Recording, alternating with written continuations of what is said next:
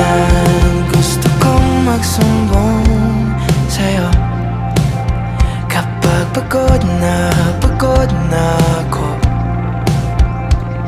Tama pa bang init na yakap mo ang hinahanap ko?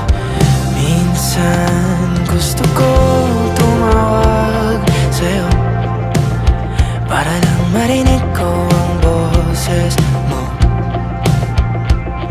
Mali na ba kapag nakangiti ako? Hinahanap ko